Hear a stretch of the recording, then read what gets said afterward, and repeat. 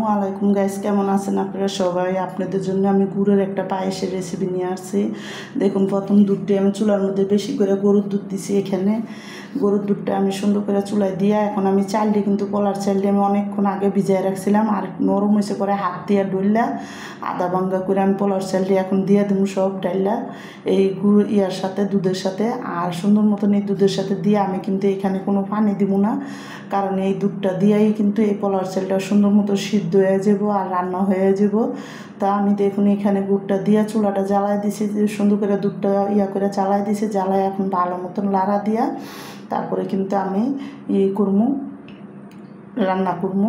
তো দেখুন এখানে যখন সুন্দর মতন ফুটতে আইছে আর চালটা সিদ্ধ হয়ে আইছে, তো ওই সময় আমি এখানে দেখুন নারকেল দিয়ে দেবো একটু বেশি করে।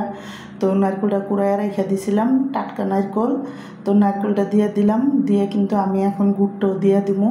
তো স্বাদ মতন যতটুকু মিষ্টি লাগবে ওই আন্দাজে আমি গুড়টা দিয়ে দিব। তো এখন দেখুন গুড়টা আমি দিয়ে দেবো বাটিটার থেকে। আর আমি কিন্তু গুড়টা দেওয়ার আগে একটু সুন্দর করে ডাল কুটনি দিয়ে একটা গোটা দিব, যাতে সুন্দর মতন চালটা আরও আধা ভাঙ্গা হয়ে যায়। আর পায়েসটা খাইতে কিন্তু অনেক মজা লাগে যদি একটু সুন্দর মতন গোটা গোটা হয়ে যায় তাহলে।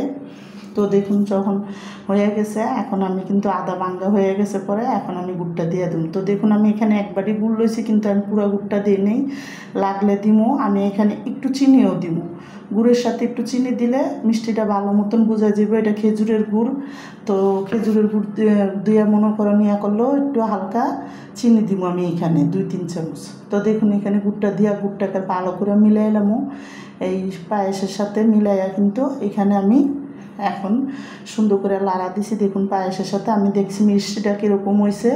তো ওই আন্দাজে আমি কিন্তু একটা ছোটো চামচ দিয়ে 4 চামচ চিনি দিয়ে দিলাম। তো চিনিটা দিয়ে এখন পায়েসটা ভালো মতন লাইরা গাড়া গাড়া করবো। তো আমার এই গুড়ের পায়েসের রেসিপিটা যাদের পছন্দ তারা লাইক সাবস্ক্রাইব দিন, প্লিজ আমার ভিডিওটা আপনারা বেশি বেশি শেয়ার করে দিন আর সাবস্ক্রাইব করে দিন। আর এইভাবে একবার হলে গুড়ের পায়েস রান্না করে খেয়ে দেখেন, অনেক মজা লাগে। তো আমি কিন্তু এই বাটিটার ভিতরে মালাই লইছিলাম আর গুঁড়া দুধ দিছিলাম। মালাই আর গুঁড়া দুধ একসাথে ভালো করে গুল্লা ফেটটা তারপরে কিন্তু আমি দেখুন পায়েসের উপরে দিয়ে দিছি। আর হালকা একটু আমি এখানে লবণ দিছি যাতে মিষ্টির ইয়েটা বোঝা যায় ভালো।